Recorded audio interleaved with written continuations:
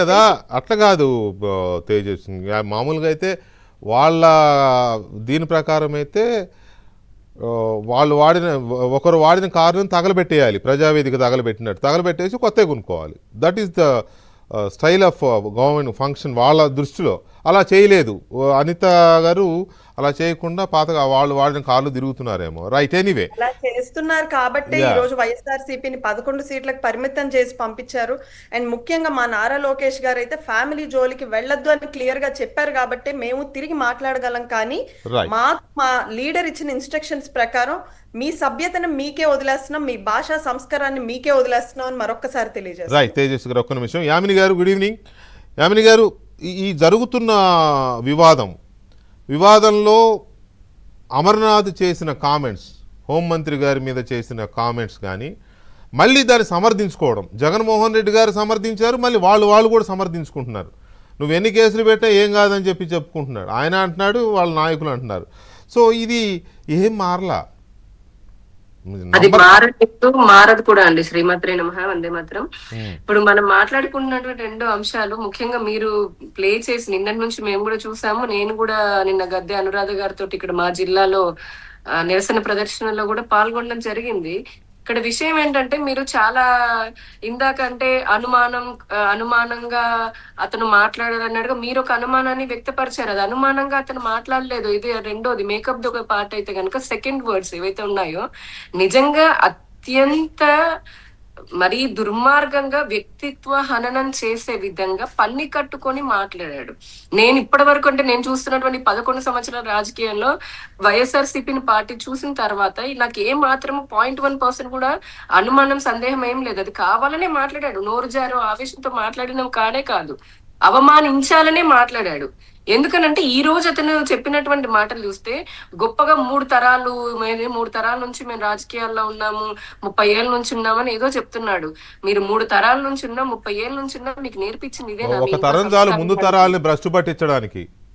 వాళ్ళ ఇంట్లో నేర్పించిన సంస్కారం ఇదేనని అడుగుతున్నాను. ప్రజాసేవలో 30 ఏళ్ళు ఎన్నేళ్ళు ఉన్నామని గొప్పగా చెప్తున్నారు కదా ఆయన.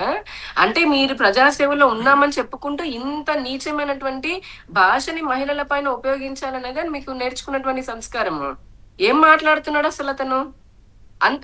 ఇప్పుడు ఆడవాళ్ళ గురించి, మేము కట్టుకునేటటువంటి కట్టు గురించి, పెట్టుకునే బొట్టు గురించి, లేదంటే మేము మేకప్ వేసుకోమో పట్టుచీరలు కడతాము, మేము ఎలా తిరిగితే నీకెందుకు, నువ్వెవడు అసలు అడగడానికి?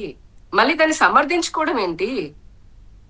ఇంతకంటే అసలు అంటే వాళ్ళ ఇంట్లో ఉన్న మనకి బాధ ఏంటంటే వెంకటకృష్ణ గారు యథారాజ తథా ప్రజ అని జగన్మోహన్ రెడ్డి గారి నుంచి మొదలు పెడుతుంది. నేను విన్నాను, ఇందాక మీరు కూడా అన్నారు ఆయన శభాష్ అని చెప్పని ఆయన నుంచి మొదలు పెడితే కింద వరకు కూడా వాళ్ళకి ఇలాగా మహిళలను జగన్మోహన్ రెడ్డిని చూస్తే మనం ఎన్నిసార్లు అనుకున్న సొంత చెల్లినే వాళ్ళ పార్టీ వాళ్ళతోటి వ్యక్తిత్వ హననం చేయించి చాలా దారుణంగా, మనం కూడా మాట్లాడలేము అంటే మళ్ళీ తిరిగి చెప్పలేము ఆ మాటలు కూడా.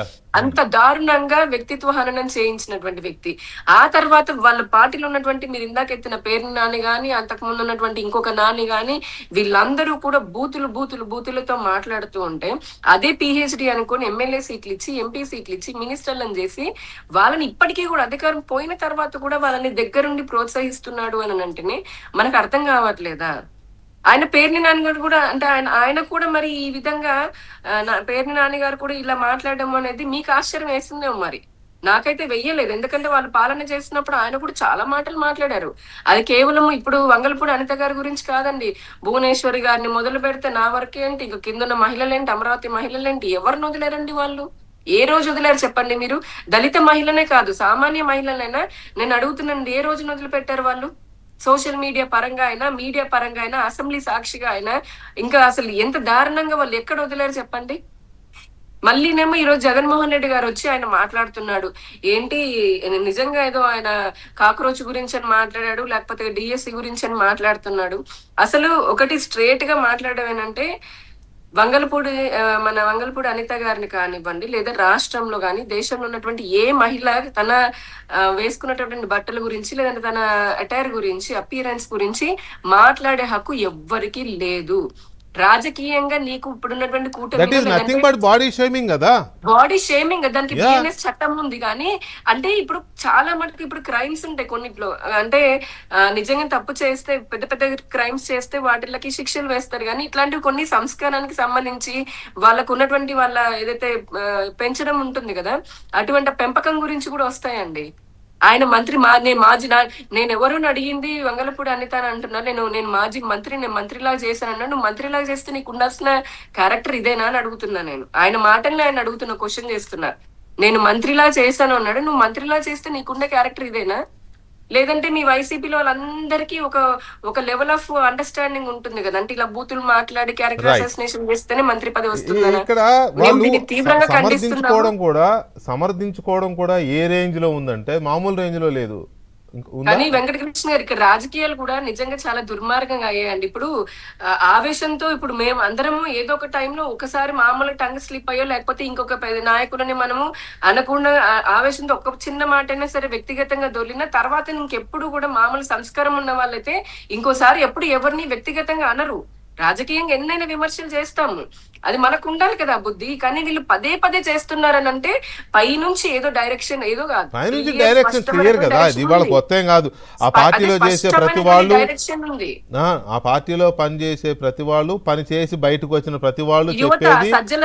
సజ్జల వాళ్ళ అబ్బాయిని అతన్ని పెట్టుకొని ఒక ఆర్గనైజ్డ్ గా సోషల్ మీడియా నడుపుకుంటూ ఒక ఆర్గనైజ్డ్ గా వాళ్ళ సాక్షి పత్రికలు మనకు తెలుసు కదండి, బొమ్మలు వేసి రకరకాలుగా వేసి ఆడవాళ్ళని పేర్లు పెట్టి, మీ డిబేట్ లో కూర్చున్న వాళ్ళం కదా, మా అందరి పేర్లు పెట్టి రకరకాలుగా రాసి టైటిల్ ఇచ్చి అలా పెట్టి అలా చేసినటువంటి వాళ్ళకి ఇప్పటికీ బుద్ధి రాలేదండి. మహిళలు మేము అనుకుంటున్నాం రాష్ట్రంలో మహిళలు రావడానికి ఎవరన్నా బుద్ధి చెబితే కదా. మేము చెప్పాం కదండి, రాష్ట్రంలో మహిళలు చెప్పబట్టే 151 నుంచి దాన్ని వాళ్ళు బుద్ధి అనుకోవట్లేదు. నో వాళ్ళు దాన్ని బుద్ధి అనుకోవట్లా.